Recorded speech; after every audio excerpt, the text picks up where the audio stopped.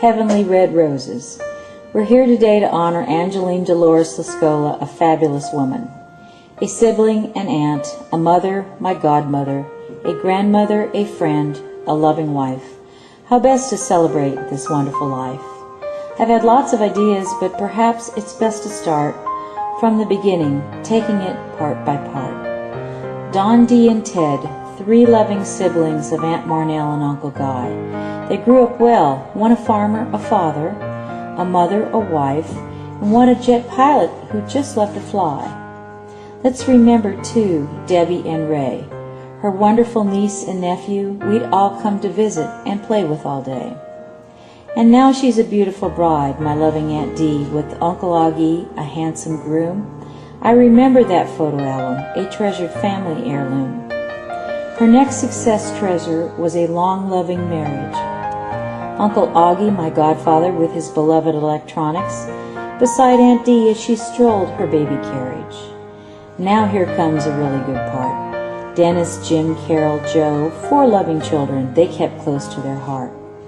They raised them to become bright, successful adults. It's hard to believe because as youngsters, they, including me, could drive her a little nuts. But Aunt Dee had a way to calm the child and make them smile. Making ravioli and cookies quieted the household for a while. Uncle Augie loved to fix things, cars and electronics, really all kinds of stuff. Most women would say the garage is full. Enough is enough. But my Aunt Dee knew he was happiest tinkering, working with the electronic skills he had. Jim, Joe, and Dennis working right next to their dad. Cute little Carol running into the garage to see what her dad was engineering or making. Aunt Dee in the kitchen with apron and baking. Playing with the children were the best memories of all. We'd play in winter, spring, summer, and fall. Trains, erector sets, tinker toys, and board games galore, painting model planes, boats, and monster models, and oh so much more. My dad, Uncle Ben, went to heaven a bit too soon from this earth, but Aunt Dee and Uncle Augie stepped right in as the loving godparents of my birth. Holidays at the Lascolas were some of the best times of my youth. Her kitchen created better food than all those cooking show chefs, and that's the real truth. Her kitchen smelled like heaven as she cooked and she would bake. We'd tell her she'd made enough for an army. Oh, for goodness sake. Now Dennis, Jim, Carol, and Joe are now all grown. From rocket scientists, architects, teachers, and entrepreneurs, some with children of their own. The next wonderful gift was the grandchildren Aunt Dee and Uncle Augie gave love and advice through the days. So they too were blessed by their grandparents in so many ways. She knitted, she crocheted, organized everyone's household life. As all could see, a fantastic mother and wife. Another great moment, a 50-year wedding anniversary celebration. Relatives and children came from all across the nation.